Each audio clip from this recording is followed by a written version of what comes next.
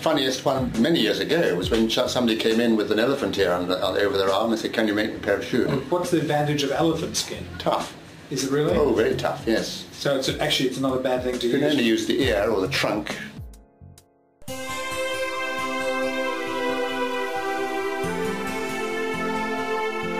What exactly does this firm do? This firm makes shoes by hand to measure.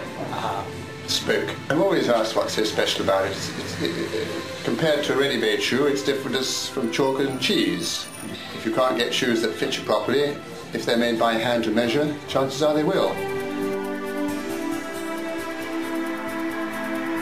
My great-grandfather was an ambitious Cornishman. He would have been a farmer, but he fell off a donkey, hurt himself and was crippled, in fact.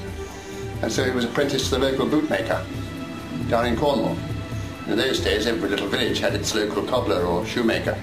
And he learned the craft and obviously was very good at it. And he was also ambitious.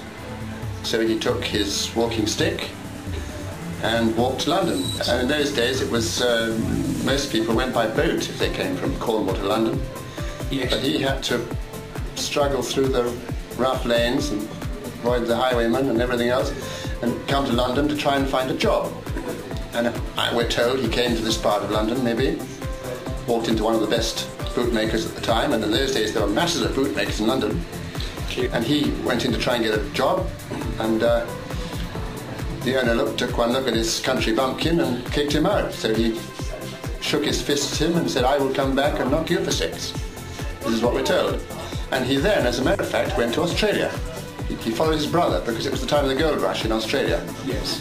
And he went first apparently to the gold mines, and rather than look for gold, he found it more profitable to make boots for the miners, which he did. And then he found his way to Sydney and opened up a shop in Sydney and successfully made boots and shoes for miners and everybody else who could afford it. And even married the Harvard master's daughter, which seemed to be a good move at that time. And after a few years, of course, he hankered to come back to England. One of the first things he was able to do, and we're not quite sure how, it seemed to be from a footprint, he made the Prince of Wales a pair of boots. And the Prince of Wales was pleased with them and granted him the royal warrant. So he had an enormous great royal warrant put over the top of his shop. He was a very strict Victorian kind of boss running his shop, but at the same time he was very ambitious, and this is shown by the numerous medals that he won in the next 20-30 years while he was successfully running this shop. Now, obviously, he must have been a craftsman. Most Lobbs down through our generations have actually been very practical with their hands and actually worked at the business. So he must have stuck to his last. The West End of London, of course, at this time was refining itself to produce beautiful shoes, beautiful clothes. You had a few people who were dons, and they would be employed, if you wanted to win a competition, they would be employed perhaps for 3 weeks to make one pair of shoes, whereas they would normally make 3 pairs in a week. They would put that extra bit of time, a lot of time, to produce something that was absolutely immaculate. And there were not many of them, but there were a few. And even today we have some who would compare very favourably with the dons of old.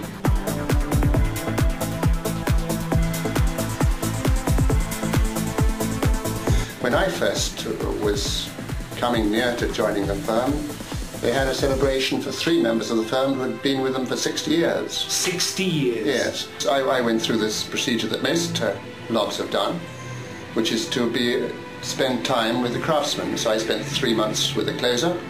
What's a closer? Who makes the uppers, doing closing. Yes. Top part of the shoe. Yes. And then I later on spent 6 months with a maker who puts the soles on. I became involved with customers and seeing them.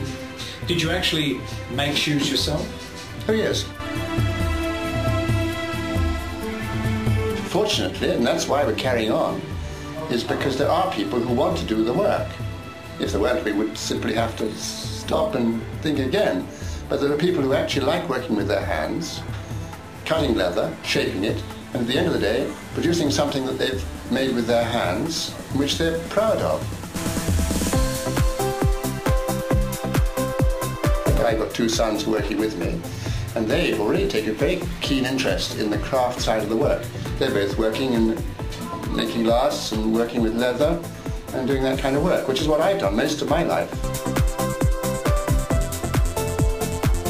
I've been brought up with a certain pride in this business and keeping it in a sort of state of almost anachronism, you know, where it was done 100,000 years ago, and not changing things at all. Yes. But I'm personally, I'm not wedded to that.